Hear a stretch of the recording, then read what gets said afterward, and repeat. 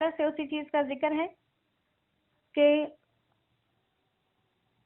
جب کسی عورت کا شوہر مر جاتا تھا تو پیچھے رہ جانے والے میراث میں عورتیں بھی تقسیم کر لیتے، اگر دل چاہتا تو خود نکاح کر لیتے یا کسی ایسے کے ساتھ نکاح کروا دیتے کہ ان کا مال ہاتھ سے نہ نکلے۔ اسی طرح کبھی کبھی وہ عورتیں اچھی نہیں بھی لگتی تھیں لیکن عورتوں کے پاس مال ہوتا تھا، اس مال کی وجہ سے جو ہے ان کو اپنے پاس روک کر رکھتے تھے، یعنی کسی نہ کسی طرح ان کے اوپر ظلم ہی کرتے تھے۔ اور کبھی یہ ہوتا کہ بیوی اچھی نہیں لگتی لیکن وہ امیر ہے تو اس کو طلاق بھی نہیں دیتے تھے۔ تو یہ جو ظلم کیے جاتے تھے ان کو روکنے کے لیے اللہ سبحانہ و تعالی نے یہ واضح احکامات بیان کر دیے کہ تمہارے لیے جائز نہیں ہے انترث النساء کرہن کہ تم زبردستی ان عورتوں کے مالک بن جاؤ، زبردستی عورتوں کے مالک بن جاؤ۔ اب زبردستی مالک بننا یہی تھا کہ ان کا جو ہے کسی سے نکاح وغیرہ نہیں کرتے تھے، تو اس کا مطلب یہ نہیں ہے کہ اگر کوئی عورت اجازت دے دے تو کوئی مرد اس کا مالک بن سکتا ہے۔ یہاں پر ایک بات کی طرف اشارہ ہی کیا کہ جو تم عورتوں کے اوپر اپنی حاکمیت جتا رہے ہو میراث کے طور پر، تو یہ زبردستی ہی ہے، کیونکہ کوئی بھی ہوش و عقل والی چاہے وہ عورت ہو یا انسان وہ کسی کا غلام بننا پسند نہیں کرتے۔ تو اس طرف سے لا یحل کہہ دیا کہ جائز ہی نہیں ہے یہ کام۔ تو اس کے ساتھ ساتھ اشارہ اس میں بھی ہے، علماء فرماتے ہیں کہ اگر کوئی کسی بالغ عورت سے اس کی رضا اور اجازت کے بغیر نکاح کر لے تو ایسا نکاح بھی شرعاً معتبر نہیں ہوتا، کیونکہ یہاں وہی جو ہے وہ زبردستی والا کام آ گیا۔ اسی طرح اگر کوئی عورت مجبوری میں اپنا مہر واپس کر دے، کوئی اس کو دبا دے وغیرہ، تو یہ معافی بھی مہر کی جو ہے وہ شرعاً معتبر نہیں سمجھی جاتی۔ اور ساتھ میں اگلا کیا کہا، ایک تو یہ کہ میراث کے طور پر عورت کو پاس رکھنا جائز نہیں، دوسرا کیا کہا کہ روکنے کی دوسری وجہ کیا ہے، وَلَا تَعْضُلُوهُنَّ لِتَذْهَبُوا بِبَعْضِ مَا آتَيْتُمُوهُنَّ، کہ عورت کو اپنی مرضی کا نکاح کرنے سے نہ روکو، اس لیے کہ جو مال تم نے یا تمہارے رشتہ دار نے اسے دیا تھا وہ تم اس سے واپس لے لو، یعنی مہر جو دیا تھا مقرر کیا تھا۔ اور یہ جو باتیں چل رہی ہیں نا یہ مہر کے بارے میں، یہاں پر یہ موجودہ ہمارے دور کے اندر یہ باتیں بہت زیادہ وہ جاہلیت والی رسمیں آ گئی ہیں۔ ہم بظاہر دیکھنے میں بڑے ترقی یافتہ نظر آتے ہیں لیکن جب ہماری جو معاشرت ہے ہماری یہ بالکل زمانے جاہلیت والی ہو گئی ہے۔ چاہے کسی پڑھے لکھے گھرانے میں چلے جائیں، کسی دیہاتی گھرانے میں چلے جائیں، کسی بھی قسم کے ماحول میں چلے جائیں، تو ہم دیکھیں گے کہ جو ہمارے رسم و رواج ہیں اس میں ہم بالکل زمانے جاہلیت والے لوگوں جیسے ہو گئے۔ تو کہا کہ کسی عورت کو اگلا نکاح کرنے سے اس وجہ سے نہ روکو کہ تم اسے اپنے پاس روک کر رکھو گے تو وہ مہر کی رقم جو تم نے اسے دی ہے یا تو وہ واپس کر دے گی یا جو اس کے ذمہ مال ہے وہ تمہیں دے دے گی اور خود کو چھڑا لے گی۔ تو ان چیزوں کے ہوتے ہوئے تم جو ہے ان عورتوں کو زبردستی صرف مہر کے لالچ میں ان کی زندگیاں خراب نہ کرو۔ ہاں، ان کو جو روکنے کی ایک صورت ہے کہ جب اپنا مال مرد ان سے واپس لے سکتے ہیں، وہ یہ ہے کہ الا ان یاتینا بفاحشۃ مبینہ، اگر کوئی عورت واضح بے حیائی کر دے تو پھر اس وقت تک بے حیائی میں یہاں پر دو تین چیزیں بیان کی گئی، یا تو وہ عورت شوہر کی بالکل نافرمان ہو۔ اب نافرمانی جو ہے یہ نہیں ہے جو ہم عموماً عام طور پر کوئی ایک یا دو باتیں کسی کی چھوڑ دے تو اس کو نافرمانی نہیں کہتے۔ نافرمانی کا مطلب یہ ہے کہ عورت بہت ضدی ہو، ہٹ درم ہو اور اس کا پیشہ یہ ہو کہ وہ بات نہیں مانے گی، یا وہ حد سے زیادہ بد زبان ہو۔ بد زبانی میں بھی عام بد زبانی نہیں لے سکتے کیونکہ تھوڑی بہت بد زبانی یا بد کلامی مرد اور عورت سب میں پائی جاتی ہے۔ اور حضرت حسن بصری فرماتے ہیں کہ یہاں پر جو فاحشہ مبینہ کہا گیا واضح بے حیائی، تو وہ کہتے ہیں کہ واضح بے حیائی یہاں پر زنا ہے۔ تو اگر عورتیں بالفرض کوئی ایسا کام کرتی ہیں کہ جس سے مرد کو وہ عاجز کرنا چاہتی ہیں تو پھر مرد اسے اس وقت تک روک سکتا ہے کہ وہ اسے اپنا دیا ہوا مال یا مہر واپس لے لے، صرف اس کو یہ ایک سزا کے طور پر، ورنہ یہ کوئی فرض یا واجب نہیں ہے۔ پھر اگلے یہ کہہ دیا آیت میں، جیسے ہمارے ہاں ایک رواج بنا ہوا ہے کہ کسی لڑکی کو طلاق دے دیتے ہیں جب، تو جب وہ جانے لگتی ہے تو شوہر کی طرف سے جتنی چیزیں اس کی بنائی جاتی ہیں اس کی شادی میں، جتنا کچھ بھی سامان اسباب وغیرہ، وہ بھی اس سے لے لیتے ہیں. اور بعض جگہوں پہ تو جو ماں کے گھر سے لاتی ہے وہ ساتھ دے دیتے ہیں، لیکن بعض لوگ اتنے اللہ سبحانہ و تعالیٰ ان پر رحم کرے کہ وہ ان کی ماں کے گھر سے لائی ہوئی چیزیں بھی واپس نہیں دیتے. تو آگے اسی چیز کا ارشاد جو ہے فرمایا اللہ تعالیٰ نے کہ اگر بالفرض تم کسی عورت کو چھوڑ رہے ہو تو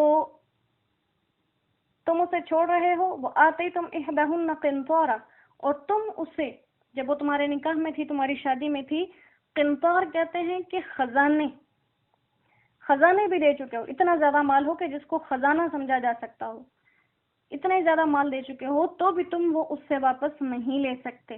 اب وہ تم نے اسے دے دیا شادی میں، چاہے وہ مہر کے طور پر تھا، چاہے جو کچھ بھی تھا. شادی میں لڑکی کے لیے جتنے سامان بنتے ہیں اس کی ماں کی طرف سے یا اس کے شوہر کے گھر کی طرف سے، وہ سب اس لڑکی کی ملکیت ہوتے ہیں. یہ واپس لینا قرآن کی اس آیت کی روح سے سراسر اللہ سبحانہ و تعالیٰ نے فرمایا کہ یہ بہت بڑا کیا ہے، واضح سری گناہ ہے. اللہ نے اوپر مردوں کو اجازت دی تھی کہ ایک صورت ہے کہ تم اسے مال لینے کے لیے روک سکتے ہو، اور وہ صورت کیا تھی کہ اگر عورت سری کوئی بے حیائی کا کام کر دے. تو اب فرمایا کہ جب تم ایک عورت کو چھوڑ رہے ہو اور اسے دیا ہوا مال لے رہے ہو تو گویا کہ تم اس کے اوپر اتاخذونہ بہتانا و اثما مبینا، گویا تم اس پہ بہتان لگا رہے ہو، کیونکہ مال عورت سے واپس لینے کی صرف ایک ہی صورت تھی جب وہ عورت بے حیائی کرتی. اب جب تم مال لے رہے ہو تو تم زبان سے تو نہیں کہہ رہے، لیکن گویا کہ تم اشارتاً اس پہ کسی زنا یا بے حیائی کا الزام لگا رہے ہو. اور فرمایا وہ اسم مبینہ، یہ واضح گناہ ہے. پہلی بات. دوسرا کہا کہ اگر تم اس سے مال واپس لے رہے ہو، وَكَيْفَ تَأْخُذُونَهُ، تم کس طرح اس سے وہ مال واپس لے سکتے ہو، وَقَدْ أَفْضَىٰ بَعْضُكُمْ إِلَىٰ بَعْضٍ، جبکہ تمہارے درمیان تعلقات قائم ہو چکے تھے. اور مال عورت کی ملکیت میں جانے کے لیے شرط یہ ہے کہ تعلقات قائم ہو چکے ہیں. جب تعلقات قائم ہو چکے اب اس سے مال جو ہے واپس نہیں لیا جا سکتا.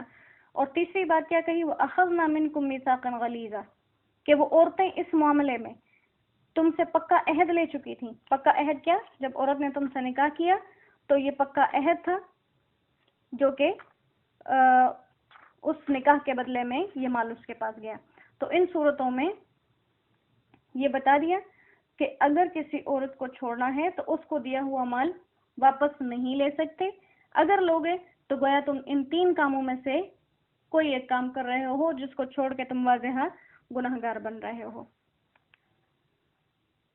وَلَا تَنْكِحُوا مَا نَكَحَ آبَاؤُكُم مِّنَ النِّسَاءِ إِلَّا مَا قَدْ سَلَفَ إِنَّهُ كَانَ فَاحِشَةً وَمَقْتًا وَسَاءَ سَبِيلًا. وَلَا تَنْكِحُوا، اور نکاح نہ کرو ان عورتوں سے، مَا نَكَحَ آبَاؤُكُم، جن سے نکاح کر چکے ہیں تمہارے باپ، مِنَ النِّسَاءِ، عورتوں میں سے، إِلَّا مَا قَدْ سَلَفَ، ہاں جو پہلے گزر چکے. إِنَّهُ كَانَ فَاحِشَةً، یہ بے حیائی کا کام ہے، وہ مقتا اور غضب کا، وساء سبیلا، اور یہ بہت برا چلن ہے.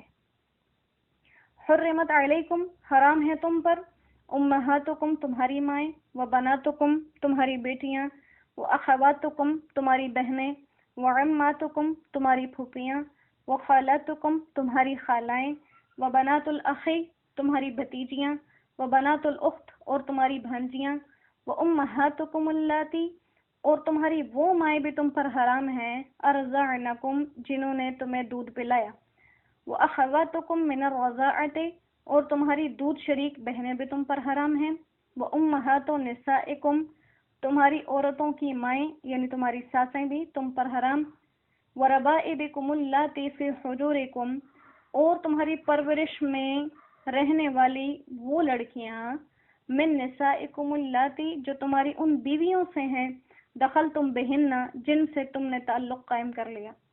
فَإِن لَّمْ تَكُونُوا دَخَلْتُمْ بِهِنَّ، اگر تم نے ان کی ماں سے تعلق نہیں قائم کیا، فَلَا جُنَاحَ عَلَيْكُمْ، تو پھر تم پر کچھ گناہ نہیں کہ ان سے نکاح کر سکو.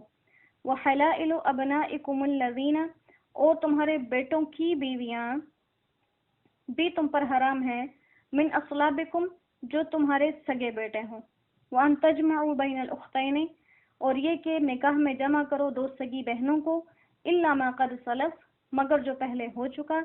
इन्नल्लाह कान गफ़ूरर रहीमा, बेशक अल्लाह बख्शने वाला और मेहरबान है।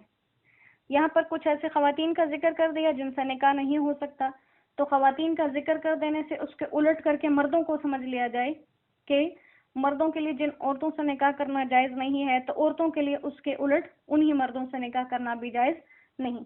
पहला जिसका जिक्र किया गया, तो उस औरत के साथ निकाह नहीं हो सकता जिसके साथ बाप ने निकाह कर रखा हो। इल्ला मा क़द सलफ़, जो पहले हो चुका, मतलब जो इस हुक्म के नाजिल होने से पहले हो चुका, उसमें तो हरज नहीं। हाँ, इस हुक्म के आने के बाद अब उस औरत से निकाह नहीं कर सकते। और फरमाया कि बहुत बड़ा बेहयाई और गजब का काम है और बुरा चाल चलन है। फिर हराम होने वालों में से माँ है, माँ से निकाह नहीं हो सकता, बेटी से, बहन से, फूफी से, खाला से, भतीजी से, भांजी से, जिस औरत ने दूध पिलाया है उससे, उसकी बेटी से, अपनी सास से, और अगर किसी एक औरत से निकाह किया हुआ है और ताल्लुकात कायम हो चुके हैं, तो उसकी बेटी जो हो उससे भी वो मर्द निकाह नहीं कर सकता। हाँ, अगर ताल्लुकात कायम नहीं हुए, सिर्फ निकाह हुआ था, तो फिर उसको तलाक देने के बाद, उस औरत को तलाक देने के बाद उसकी बेटी से निकाह हो सकता है। इसी तरह बेटे ने, सगे बेटे ने किसी लड़की से निकाह किया, फिर उसको छोड़ दिया, तो बाप उससे, या वो मर जाए बेटा, तो बाप उससे, यानी जो अपनी बहू है, उससे निकाह नहीं कर सकता। और यहाँ पे मिन अस्लाबिकुम, सगे बेटे कह दिया कि सगे बेटे। अक्सर ये जो मुंह बोले बेटे होते हैं, जैसे हमारे मुआशरे में हर दूसरा बंदा भाई भाई और बहन भाई बना हुआ होता है, तो इस तरह का नहीं, ये रिश्ता मुराद नहीं है। मिन अस्लाबिकुम, जो सुल्ब यानी कि पुश्त वाले बेटे हैं, हकीकी बेटे। वो अन तजमऊ बैनल उख्तैन, दो सगी बहनों को, दो बहनों को भी निकाह में जमा नहीं किया जा सकता। बहनें जैसी भी हों, माँ शरीक हो, बाप शरीक हो, सगी हो, हर तरह से बहनों को जो है वो निकाह में जमा नहीं किया जा सकता।